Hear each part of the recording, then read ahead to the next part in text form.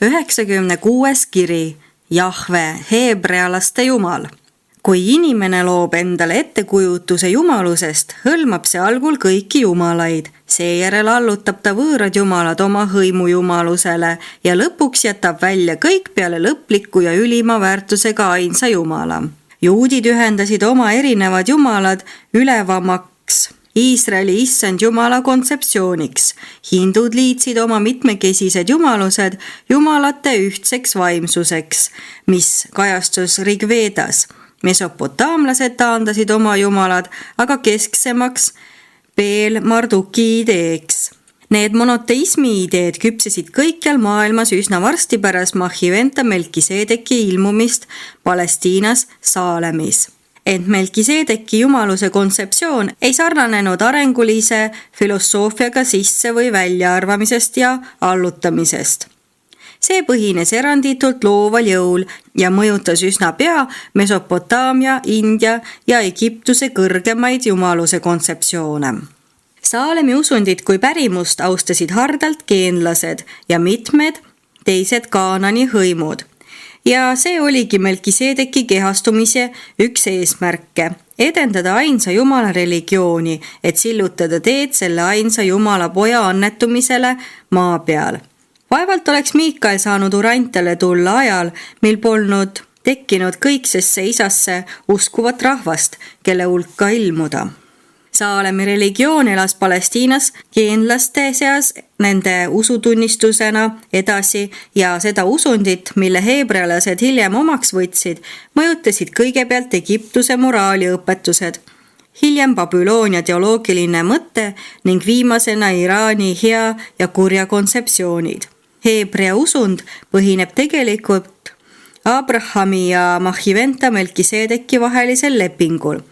See on kasvanud lõppkokkuvõttes välja paljudest ainulaadsetest olukordadest ja asjaoludest, kuid on kultuuriliselt vabalt laenatud kogu Vahemere idaranniku religioonist, moraalist ja filosoofiast.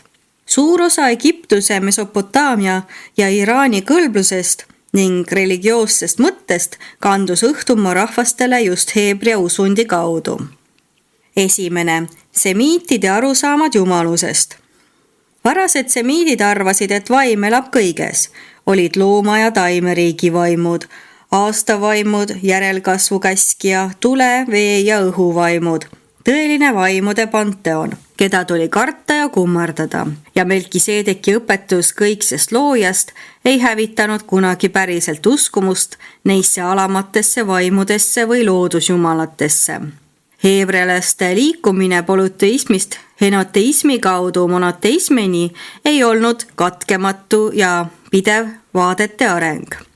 Nad kogesid oma jumaluse käsitluste arengus palju tagasiminekuid, sest igal epohhil leidus semiitide erinevate usklike rühmade seas mitmeid erinevaid arusaamu jumalast. Aegade jooksul kasutasid nad jumala mõiste tähistamiseks erinevaid termineid ning segaduste vältimiseks käsitlemegi järgnevalt neid erinevaid jumaluse nimetusi seoses juudi teoloogia arenguga. Esiteks, Jahve oli lõunapoolsete Palestiina hõimude jumal, keda seostati Hoorebi mäega, Siinai vulkaaniga. Jahve oli vaid üks sadadest ja tuhandetest loodusjumalatest, kes semiidi hõimude ja rahvaste tähelepanu paelusid ja neilt kummardamist nõudsid. Teiseks, El Elyon.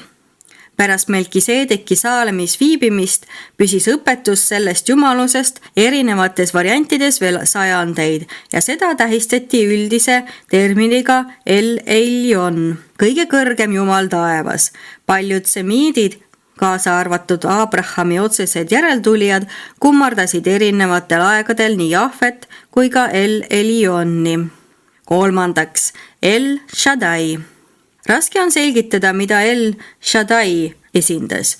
See oli liitidee jumalast tuletatud Amenhotepi tarkuseraamatu õpetustest ja mõjutatud Ehnatoni Aatoni doktriinist ning hiljem Melkiseedeki õpetustest, mis sisaldusid El Elyoni idees. Ent kui Shaddai kuju heebrea meelde tungis, andsid sellele värvi kõrbes säilinud uskumused Jahvest. Üks selle ajajärgu valitsevaid ideid oli Egiptuses levinud seisukoht jumalikust ettehooldusest, õpetusest, et El Shaddai teenimise eest tasutakse ainelise jõukusega. 4. L. Kogu selle terminoloogilise segaduse ja kontseptsioonide ähmasuse olukorras püüdsid paljud vagad usklikult siiralt palveldada kõiki neid arenevaid jumalusi ja üha enam tavatseti nimetada seda liitjumalust Elliks. Selle terminiga hõlmati teisigi beduiini loodusjumalaid. 5. Elohim.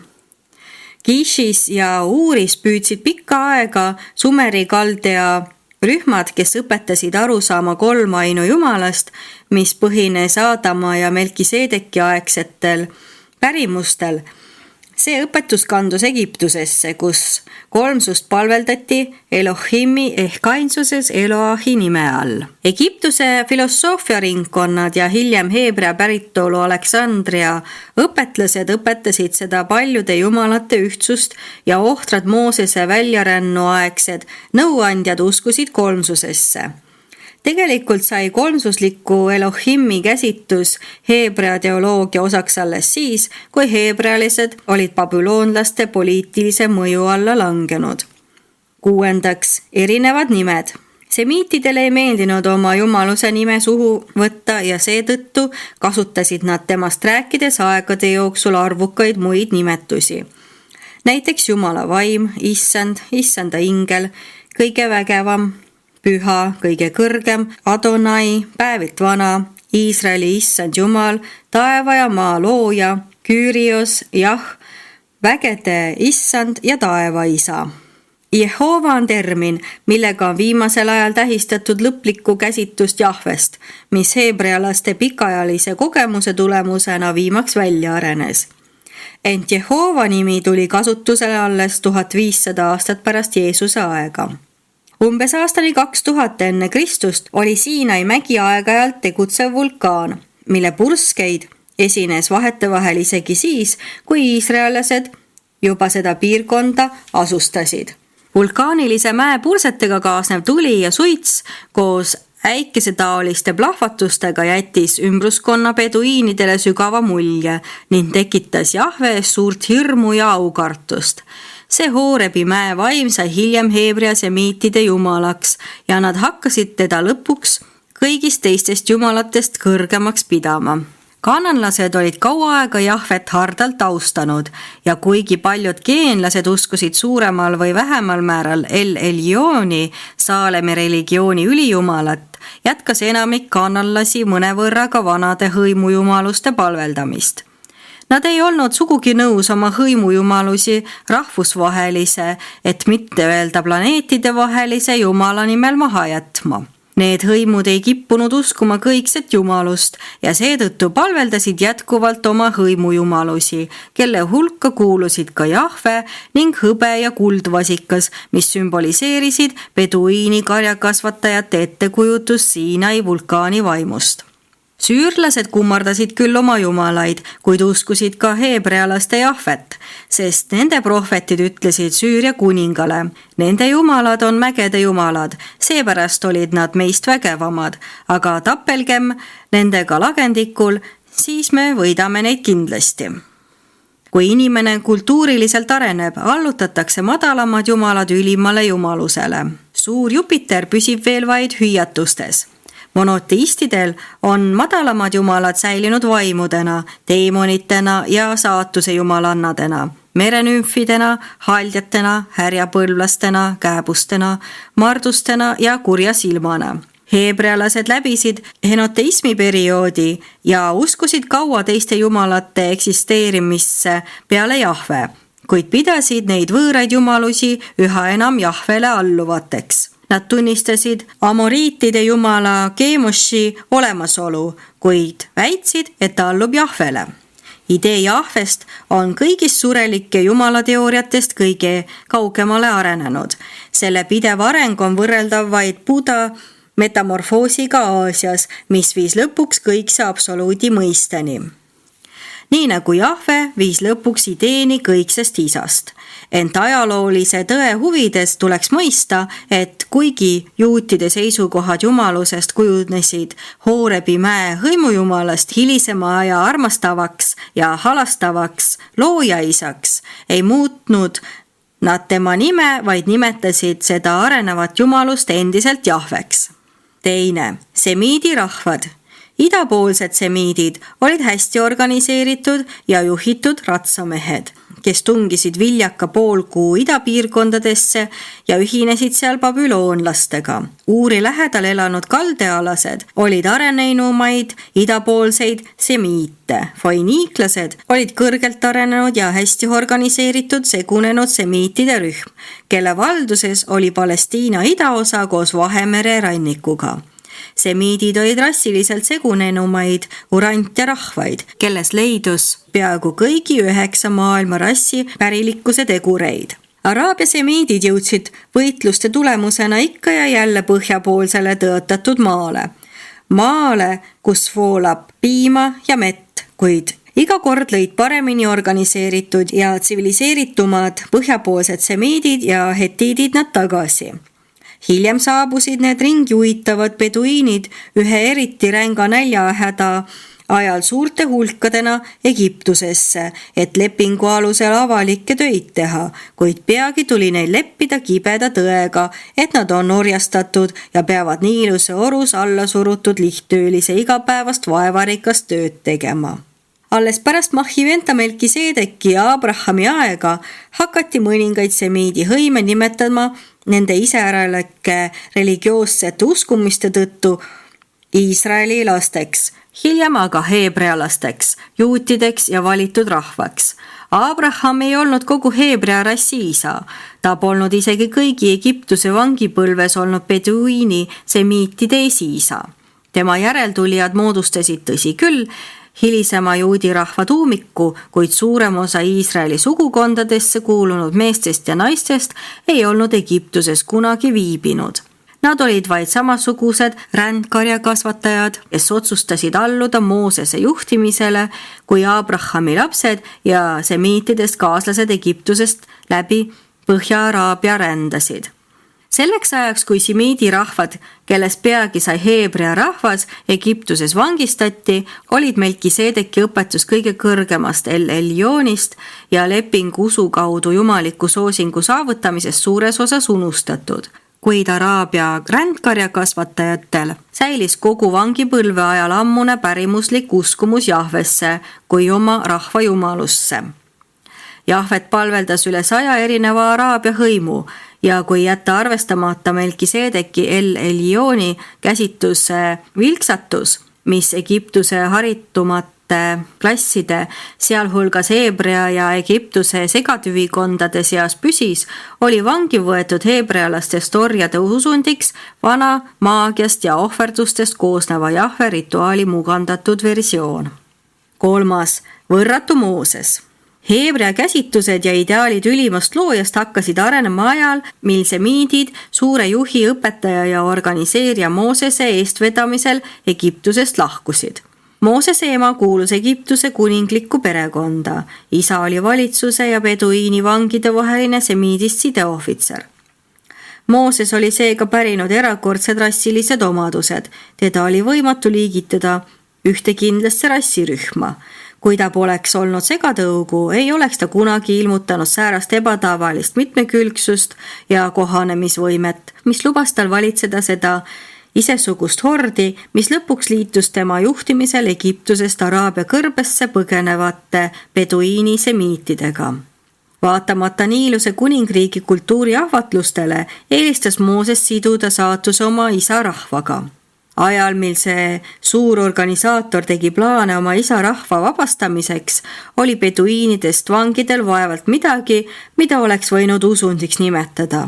Neil polnud tegelikult mingit õiget jumala käsitust ega lootust maailmas. Ükski juht pole kunagi asunud reformima ja jalule aitama abitumat, allasurutumat, rõhutumat ja harimatumat inimrühma. et nende orjade pärilikest ühikondades peitus varjatud arenguvõimalusi ja selleks mässu ning vabanemise päevaks oli Mooses välja õpetanud piisava arvu haritud juhte, kellest moodustus tõhus organisaatorite korpus. Neid arenenumaid inimesi oli rakendatud oma rahva seast valitud järelevaatajatena tänu Moosese mõjuvõimule Egiptuse valitsusringkondades olid nad saanud veidi haridust. Mooses püüdis saavutada oma semiitides kaaslaste vabastamist diplomaatiliselt, läbirääkimiste teel. Ta sõlmis koos oma vennaga Egiptuse kuningaga lepingu, millega neile anti luba Niiluse orust rahumeelselt Araabia kõrbesse suunduda. Neile lubati tasuda nende pikaajalise teenistuse eest Egiptuses tagasihoidliku rahasumma ja kaupadega. Heebrealased omalt poolt kohustusid säilitama vaaraodega sõbralikke suhteid ja mitte astuma kellegagi Egiptuse vastu liitu, aga hiljem pidas kuningas vajalikuks lepingust taganeda, põhjendades seda väitega, et tema spioonid olevat täheldanud beduiini orjade seas ebaustavust. Ta väitis, et nad soovivad vabadust selleks, et kõrbesse minnes rändkarjakasvatajad Egiptuse vastu koondada. Mooses see aga ei heidutanud. Ta ootas parajat juhust ja vähem kui aasta pärast, mil Egiptuse sõjalised jõud olid viimse meheni tagasi löömast 2 samaaegset rünnakut, Liibüa jõulist rünnakut lõunast ja Kreeka laevastiku pealetungi põhjast, viis see kartmatu organisaator oma kaasmaalased dramaatilise öise põgenemise teel Egiptusest välja. Sööst vabadusse oli hoolikalt kavandatud ja osavalt teostatud. See läks korda, kuigi neid jälitas raevukalt väike egiptlaste korpus, kes põgenike käe läbi täies koosseisus langes, jättes järele palju sõjasaaki, millega täiendati põgenevate orjade edasiliikuvate hulkade varusid teel esivanemate kõrbekoju. 4. Jahve kuulutamine. Moosese õpetuse areng ja ülevus on mõjutanud peaaegu poolt maailma ja seda isegi 20. sajandil, kuigi Mooses mõistis Egiptuse eesrindlikumat usufilosoofiat, teadsid beduiini orjad neist õpetustest vähe. Kuid nad polnud kunagi täielikult unustanud Hoorebi mäe jumalat, keda nende esivanemad olid Jahveks nimetanud. Mooses oli kuulnud Mahhiventa Melkiseedeki õpetustest nii oma isalt kui ka emalt. Nende ühiste usuliste veendumustega oligi seletatav see kuningliku verd naise ja orjastatud rassist mehe ebatavaline liit. Moosese geenlasest äi oli El Eljooni kummardaja, kuid vabastaja vanemad uskusid El Shaddaisse.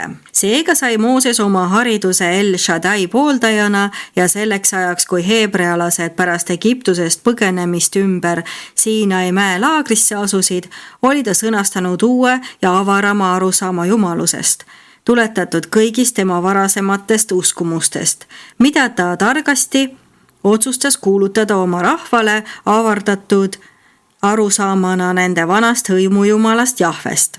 Mooses oli püüdnud õpetada neile beduiinidele El Eljooni ideed, kuid oli juba enne Egiptusest lahkumist veendunud, et nad ei hakka seda õpetust kunagi täielikult mõistma. Seetõttu läks ta meelega kompromissile ja võttis nende kõrbejumala oma poolehoidjate ainsaks jumalaks.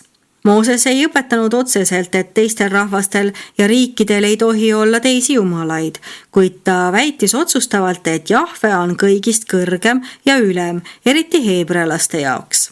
Kuid ta sattus alati kimbatusse, püüdes esitada neile harimatutele orjadele oma uut ja kõrgemat jumaluse ideed iidse Jahvena, keda beduiini hõimudele oli alati sümboliseerinud kuldvasikas.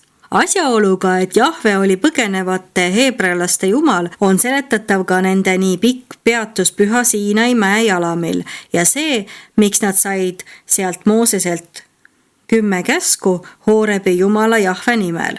Selle pika peatuse ajal täiustati alles arenema hakanud heebrea religiooni usutseremooniaid. Vaevalt oleks Moosesel kunagi õnnestunud seda üsna eesrindlikku tseremoniaalset kultust sisse seada ja oma pooldajaid veerandsajandi jooksul koos hoida, kui 3. palveldades mäe jalamil veedetud nädalal poleks Hooreb ägedalt purskama hakanud Jahve mägi hävis tules ja suits tõusis üles nagu sulatusahju suits ja kogu mägi vabises kõvasti. Seda kataklüsmi arvestades pole üllatav, et Mooses suutis oma vendadele sisendada õpetust, et nende Jumal on vägev, kohutav, hävitav tuli, kardetav ja kõikvõimas. Mooses kuulutas, et Jahve on Iisraeli issand Jumal, kes on Heebrea rahva välja valinud. Ta moodustas uue riigi ja tegi targasti oma usuõpetused kogu rahva omaks, öeldes poolehoidjatele, et Jahve on karm töönõudja, kiivas Jumal.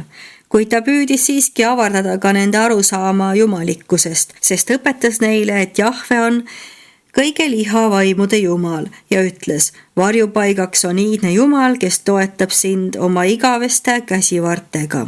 Mooses õpetas, et Jahve on Jumal, kes peab lepingust kinni. Ta ei jäta sind maha ega hävita sind ja ta ei unusta lepingut su vanematega, mille ta neile vandega andis. Mooses tegi kangelasliku pingutuse anda Jahvele ülima jumaluse väärikus, kui ta esitas teda kui tõejumalat, kes ei tee ülekohut ja kelle kõik teed on õiged ja õiglased. Aga vaatamata sellele ülevale õpetusele pidi ta oma pooldajate piiratud arusaamisvõime tõttu rääkima inimnäolisest Jumalast, kellele on iseloomulikud raevuhood, vaen ja karmus ning kes on isegi kättemaksu himmuline ja inimese käitumisest kergesti mõjutatav. Moosese õpetuse kohaselt sai õimu loodusjumalast Jahvest Iisraeli issand Jumal, kes järgnes neile läbi kõrbe ja isegi maapaos, mil teda hakati peagi tajuma kõigi rahvaste jumalana. Juutide hilisem vangipõlv Babüloonias vabastas areneva Jahve käsitluse sedavõrd, et see sai omaks võtta kõigi rahvaste jumala monoteistliku rolli.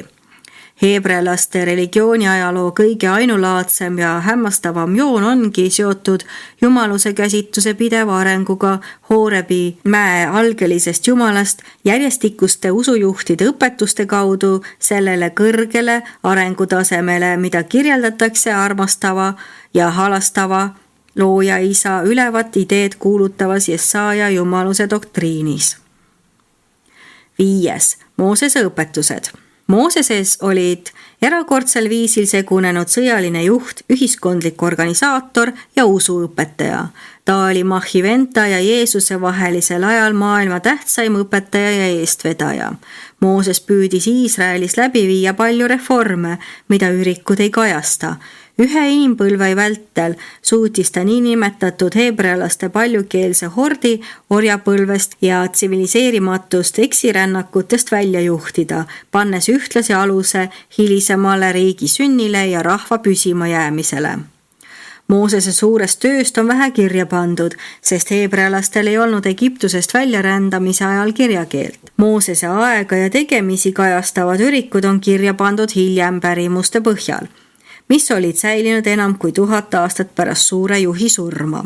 Paljud Moosese edusammud võrreldes egiptlaste ja ümbruskonna Vahemere idaranniku hõimude usunditega saavutati tänu geenlaste pärimustele Melkiseedeki ajast. Ilma Mahhiventalt Abrahamile ja tema kaasaegsetele antud õpetusteta oleksid heebrealased lahkunud Egiptusest lootusetus pimeduses. Mooses ja tema äi Jitro kogusid Melkiseedeki aegades säilinud pärimused kokku ja need õpetused ühendatuna egiptlaste tarkusega aitasid Moosesel luua iisraellaste eesrindlikuma religiooni ja rituaalid. Mooses oli organisaator, kes võttis Egiptuse ja Palestiina usundi ja kommete parima osa ning ühendas need pärimustega Melkiseedeki õpetustest, kujundades välja heebrea palveldamissüsteemi tseremooniad. Mooses uskus jumalikku ettehooldusesse, sest ta oli omaks võtnud Egiptuse õpetused, mille kohaselt Niilus ja teised loodusjõud alluvad üleloomulikule juhtimisele. Tal oli suurepärane nägemus Jumalast, kuid ta õpetas heebrealastele täiesti siiralt, et kui nad kuuletuvad Jumalale, siis ta armastab sind ja õnnistab sind ning teeb sind paljuks. Ta õnnistab su ihusugu ja su maavilja, su teravilja, su viinavirret ja su õli ja su pudulojuseid. Õnnistatud oled sa rohkem kui kõik rahvad ja su issand Jumal võtab sinult ära kõik haigused ega pane su peale ainustki Egiptuse kurjudest taudidest. Ta ütles isegi, tuleta meelde oma issandat Jumalat, sest see on tema, kes annab sulle jõu varandust soetada. Sa võid laenata paljudele rahvastele, sa ise aga ei tarvitse laenu võtta ja sa valitsed paljude rahvaste üle, aga nemad ei valitse sinu üle. Kuid oli tõesti kahju vaadata, kuidas Moosese suur mõistus püüdis kohandada oma ülevat arusaama kõige kõrgemast El-Eljonist harimatute ja kirjaoskamatute heebrealaste mõistmisvõimega. Ta kõmistas kokku kutsutud juhtidele, teie issand Jumal on ainus Jumal, ei ole ühtki teist Jumalat peale tema. Kuid segunenud hulkadele kuulutas ta, kes on teie Jumala sarnane Jumalate keskel. Mooses astus julgelt ja mõõduka eduga fetišite ja ebajumala kummardamise vastu, kuulutades, te ei ole näinud mingit kuju, siis kui teie Jumal rääkis teiega Hoorebi mäel tule keskelt. Ta keelas ka igasuguste kujude valmistamise.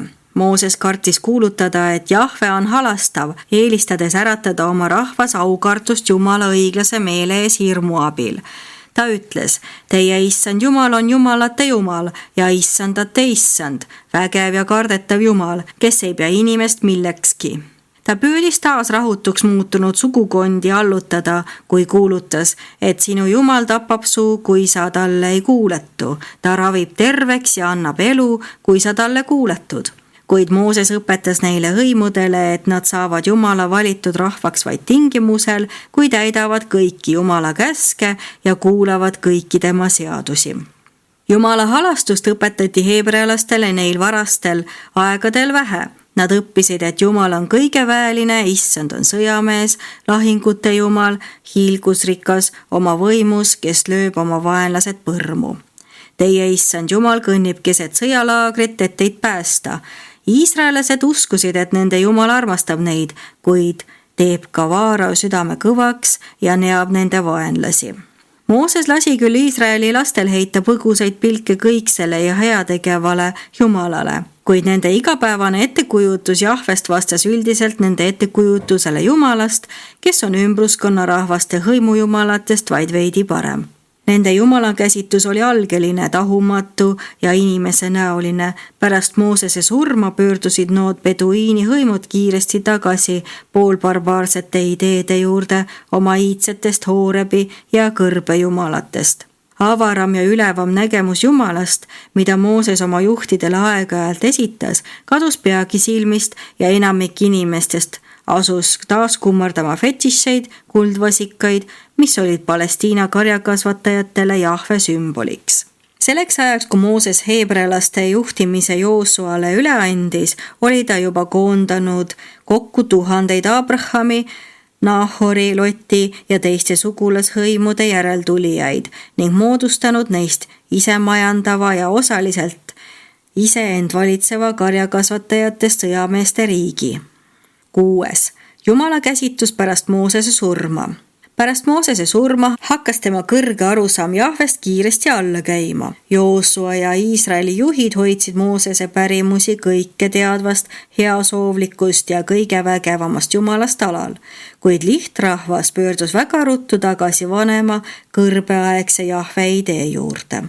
See tagasilangus jumaluse käsituses süvenes üha enam erinevate hõimuseikide, niinimetatud kohtumõistjate järjestikusel valitsemisaegadel. Moosese erakordse isiksuse lummus oli hoidnud tema poolehoidjate südametes elavana vaimustust, mis oli Jumala mõiste pideva avardumise eelduseks, ent Palestiina viljakatele maadele jõudnud muutusid need rändkarjakasvatajad kiiresti paikseteks ja üsna tõsimeelseteks põllumeesteks. Elukommete arengu ja religioosse vaatepunkti muutuse tõttu pidi nende ettekujutus oma Jumala Jahve loomusest küllaltki põhjalikult muutuma. Ajal, mil Siinai karm tahumatu nõudlik ja kõuehäälne kõrbejumal oli muundumas hilisemaks armastuse, õigluse ja halastuse jumalaks, kaotasid heebrealased Moosese kõrged õpetusest suuremas osas silmist. Monoteism kadus nende arusaamast peaaegu täielikult. Nad oleksid äärepealt lasknud käest võimaluse saada rahvaks, kellest kujunes oluline ühenduslüli urant ja vaimses evolutsioonis. Rühm, kes säilitas Melkiseedeki õpetuse ühest jumalast kuni kõigi isa annetuva poja kehastumiseni. Joosua püüdis meeleheitlikult aru saama ülimast Jahvest hõimuliikmete meeles alal hoida, lastes kuulutada: nõnda nagu ma olin Moosesega, nõnda olen ma sinuga, ma ei lahku sinust ega jäta sind maha. Joosua pidas vajalikuks jutlustada karmi evangeeliumi oma umbuslikule rahvale, kes oli liigagi valmis tunnistama vana ja põlist religiooni, kuid ei soovinud edasi areneda usule ja õiglusele tugineva usundi vaimus. Joosua õpetuse tuumaks sai: Jahve on püha Jumal, ta on valvas Jumal, tema ei anna andeks teie üleastumisi ja patte. Tolleaegse kõrgeima arusaama kohaselt oli Jahve võimu, kohtumõistmise ja õigluse Jumal. Kuid ka sel pimedal ajajärgul kerkis aeg-ajalt esile mõni õpetaja, kes kuulutas Moosese arusaama jumalikkusest. Teie patulapsed ei saa issandat teenida, sest ta on püha Jumal. On inimene vagam kui Jumal või mees puhtam kui tema looja? Kas sa suudad otsides kunagi leida Jumala sügavust? Kas sa suudad jõuda kõige vägevama täiuseni? Vaata, Jumal on suur ja meie ei mõista teda. Kõige vägevam, temani me ei jõua. 7. Psalmid ja Hiobi raamat. Heebrealased seadsid end šeikide ja preestrite juhtimisel Palestiinas lahedalt sisse. Kuid peagi pöördusid nad vähehaaval tagasi oma sõgedate kõrbeuskumuste juurde ja nakatusid kaananlaste vähem arenenud usutavadest. Nad hakkasid ebajumalaid kummardama ja liiderlikku elu elama ning nende arusaam jumalusest jäi tunduvalt madalamaks Egiptuse ja Mesopotaamia jumalakäsitusest, mida hoidsid alal mõned püsima jäänud saalemlaste rühmad ja mis on kirjas mõnedes psalmides ja niinimetatud Hiobi raamatus. Psalmid on kirjutatud vähemalt 20 autori poolt. Paljud neist on loonud Egiptuse ja Mesopotaamia õpetajad. Neil aegadel, mil Vahemere idarannik kummardas loodusjumalaid, uskusid üsna paljud ikka veel kõige kõrgema El Elyooni ülemvõimu. Üheski teises religioossete kirjutiste kogumikus pole väljendatud nii jäägitud pühendumust ja nii inspireerivaid ideid Jumalast kui psalmides. Oleks väga kasulik, kui seda imelist vaimulikku kirjanduse kogumikku sirvides arvestataks iga kiidu- ja ülistuslaulu allikat ja tekkeaega, sest ükski teine kogumik ei hõlma nii suurt ajavahemikku. Sellesse psalmide kogumikku on koondatud kõikjal Vahemere idarannikul elanud Saalemi religiooni pooldajate erinevad arusaamad Jumalast ning see hõlmab pikka perioodi Amenhotepist Jesaajani. Psalmides kirjeldatakse kõiki Jumala käsitusi alates tahumatust hõimujumaluse ideest kuni hilisemate heebrealaste tunduvalt avaramate arusaamadeni, mis kujutavad Jahvet armastava valitseja halastava isana. Nii vaadelduna pakub see psalmide kogumik kõige väärtuslikumat ja kasulikumat valikut hardaid tundmusi, mida inimene on kuni 20. sajandini kogenud. See ülistuslaulude kogumiku palveldav vaim ületab kõiki teisi maailma pühasid raamatuid. Hiobi raamatus esitatud mitmekülgne pilt jumalusest on loodud enam kui 20 Mesopotaamia usuõpetaja poolt peaaegu 300 aasta jooksul. Kui te loete selles Mesopotaamia uskumuste kogumikus peituvat ülevat jumalikkuse käsitust, mõistate, et Palestiina pimedatel aegadel säilis tõelise Jumala idee kõige paremini Kaldeas Uuri lähedal. Palestiinas saadi sageli aru Jumala tarkusest ja kõikjale tungivusest, aga harva tema armastusest ja halastusest. Tolle aja Jahve saadab kurja vaime oma vaenlaste hingi valitsema. Ta annab jõukust oma lastele, kui need on kuulekad, aga neab kõiki teisi ja langetab nende kohta kohutavaid otsuseid. Ta teeb tühjaks kavalate kavatsused, tabab tarku nende tarkuses. Vaid Uuris tõusis hääl hüüdma Jumala halastusest, öeldes, ta palub Jumalat ja sellel on temast hea meel. Ta saab hõisates näha tema palet, sest Jumal annab inimesele tagasi jumaliku õiguse. Seega jutlustatakse Juuris pääsemist, jumalikku soosingut usu kaudu. Ta annab kahetsejale armu ning ütleb, vabasta teda hauda minekust. Ma olen lunaraha saanud. Kui keegi ütleb, ma olen teinud pattu ja pööranud ära õigest ja pole sellest kasu saanud, siis Jumal päästab ta hinge hauda minekust ja ta näeb valgust. Veel kunagi pärast Melkiseedeki aega polnud Vahemere idaranniku maailm kuulnud nii helisevat ja rõõmustavat sõnumit inimese pääsemisest, kui see Uuri prohveti ja Saalemi, Melkiseedeki kunagise Mesopotaamia koloonia, usklike preestri Elihu erakordne õpetus. Nii hoidsid Mesopotaamiasse alles jäänud Saalemi missionärid tõevalgust alal heebrea rahvaste laose ajal, kuni ilmus esimene Iisraeli õpetaja nende pikast reast, kes hetkegi puhkamata arusaamalt arusaamale liikudes jõudis kõigi kõikse looja isa ideaalini, mis oli Jahve käsitluse arengu haripunktiks. Esitanud Nebadoni Melkiseedek.